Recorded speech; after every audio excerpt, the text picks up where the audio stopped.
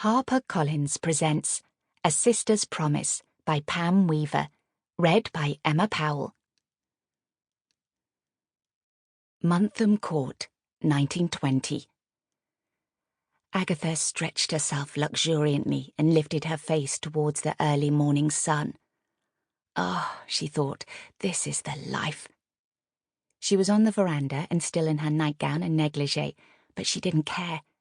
After yesterday, it was unlikely that anyone would call on her, not at this time in the morning anyway. Following the evening celebrations the day before, Muntham Court was peaceful and quiet. Inside the house, a team of staff were busy cleaning and putting everything back in order, but she couldn't hear them. The only sounds came from the doves, or was it pigeons? She would never get used to living in the country. Cooing on the rooftop and the odd bleat from one of the sheep in the field opposite the long drive. Agatha smiled to herself. She had done it. Her mother said everything was lost, but it wasn't. She had secured her position in society at last, and she couldn't help feeling more than a little smug about it.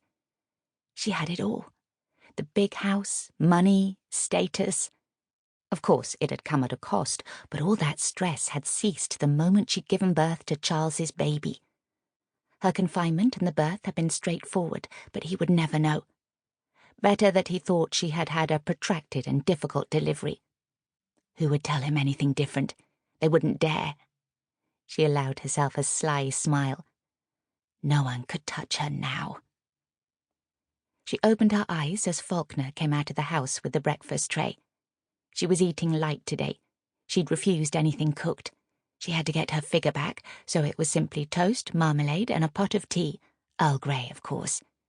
She loved the flavour, made distinct by oil of bergamot, a type of orange. Its connection with the one-time Prime Minister, Charles Grey, gave her a chance to show off her knowledge. It was gifted to him by the Chinese, don't you know?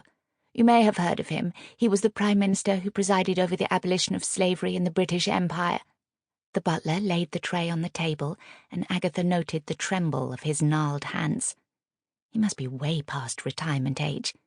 It didn't look good, keeping on someone so obviously past his prime. She must remember to ask Charles what the family did with old retainers. "Thank you, Faulkner." "Madam," he said, turning back unsteadily. Agatha reached for a cigarette. "Is my husband in the breakfast room?" "I'm sorry, madam. The master left for London early this morning. He said he'd be back at the weekend, I believe." Reaching for the cigarette lighter, Agatha dismissed him. "Thank you, Faulkner." As soon as the old man had gone, she poured herself some tea and relaxed again.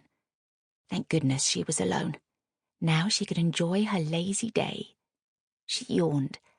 A lazy and peaceful day. The sound of a baby's cry came floating across the lawn. Agatha looked up to see the nurse striding towards the house with the child in her arms. What the hell was she doing? She sat up straight and waited until the woman reached the patio. "What do you want?" she said harshly.